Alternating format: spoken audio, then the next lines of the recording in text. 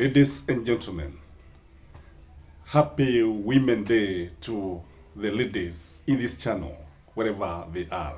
It is my hope that you are fine. Welcome to Gashiskama TV. Two people have been very consistent about their opinion and attitudes about Raila Amolo Odinga.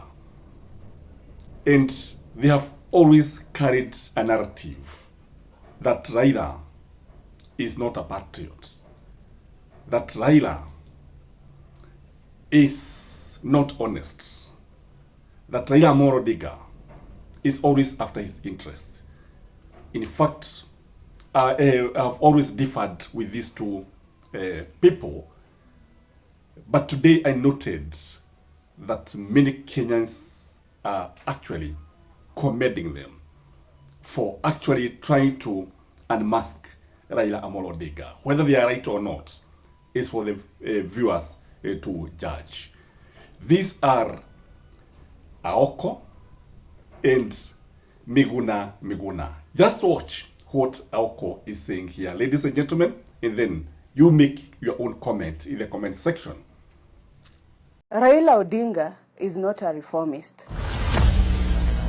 He's a shameless opportunist who has been riding on the blood of Kenyans to create wealth for himself, his clique, and his family. He has been playing us unabashedly like Ronaldinho for eons. With Moi, it was cooperating with Kanu. With Kibaki, it was nusu mkate. With Uhuru, it was handshake for the sake of peace. With Ruto, after youths were murdered and brains scattered on pavements in the streets of Nairobi, it's broad-based government. The Ayatollah of Opoda has held the Luo community ransom. Parliament, on the other hand, is filled by rotten, nefarious, What is your take on what Aoko is saying there? Do you agree with whatever she is saying about Raila Amolo Odinga? Leave alone other issues about parliament and other individuals. But I want you to focus on Raila Amolo Odinga and try to see whether what Raila has been doing of late is contradicting Aoko or is actually agreeing with what Aoko has been saying. Then there is Miguna. Miguna was actually the PA, in fact the person who was working very close, advisor of Raila Amolo Odinga when he was in the Prime Minister's office. They worked very hard until they fell out and they went their separate ways. And since then, Miguna has been very consistent, again, calling Raila Amolo Odinga a conman, a man who cannot be trusted. And I also noted that he has been linking him with very dirty deals. I want you first to watch what Miguna is saying here, then you give your take on the same.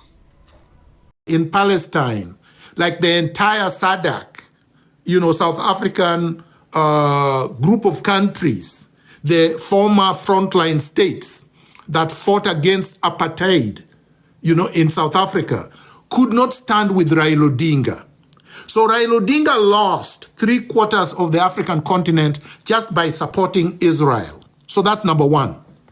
So I knew there was no way Raila Odinga was going to win. You cannot win when you are with Israel in Africa. You cannot win in the world today when you are with fascists and racists and genocidal lunatics in the world. You cannot win. So that's number one. Number two, Raila Odinga is a con man. Raila Odinga betrayed Kiza Besigye. On that basis alone, Raila Odinga demonstrated that he was not a true Pan-Africanist.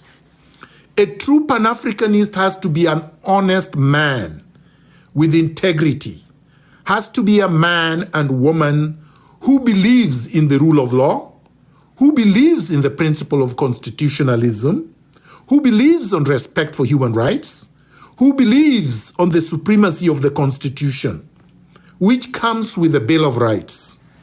Raila Odinga does not believe on any of these things or in any of these things.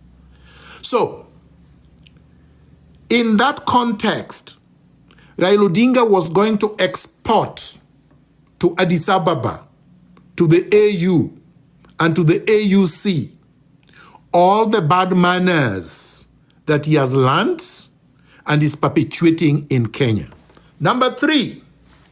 Point number three. The glorious, heroic Gen Zs of Kenya went to the streets in 2024, June 25th.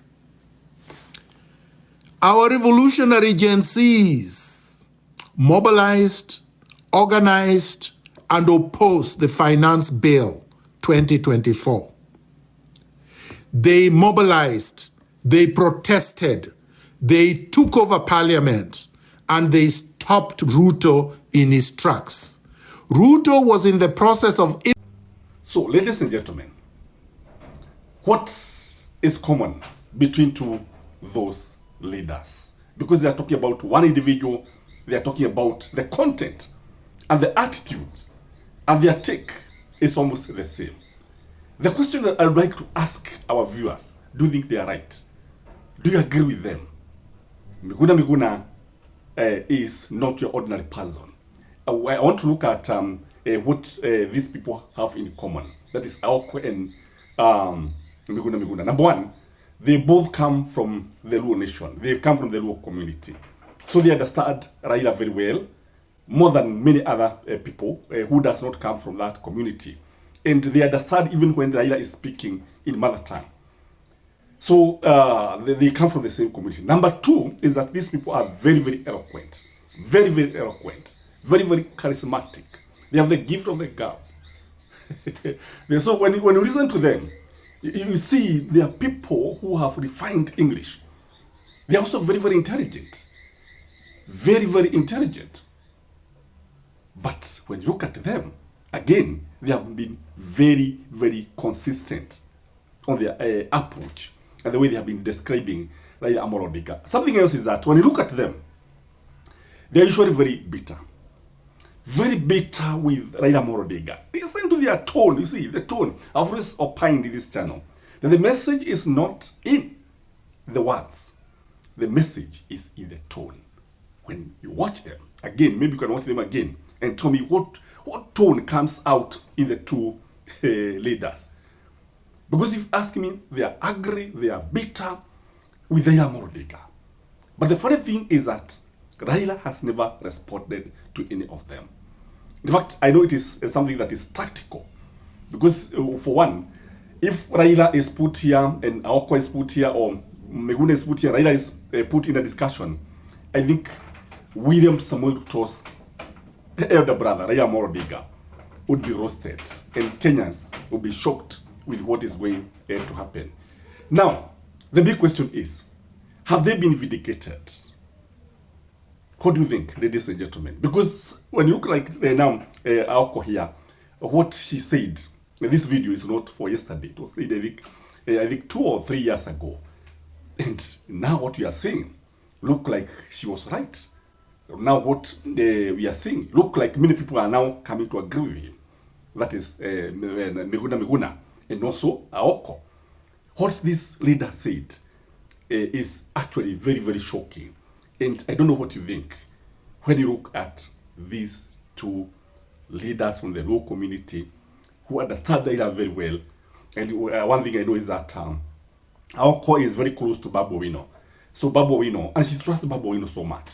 I think she's a confidant. So she must be getting a lot of information from Babu Owino. And you see, you cannot dismiss Babu Owino. It's a reliable source. Could Babu Owino be having the same attitude? What do you think, ladies and gentlemen? And because birds of a feather will always flock together, can we say that this is why Raila was more attracted to William Samuel Ruto? What do you think? What is your take, ladies and gentlemen? Otherwise, that is just my opinion. I don't know what you think. Maybe you can let me know in the comment section and let me acknowledge the two videos from Miguna and Aoko, and I think they are used in a way to educate and validate a point here. Have a blessed evening. Bye-bye.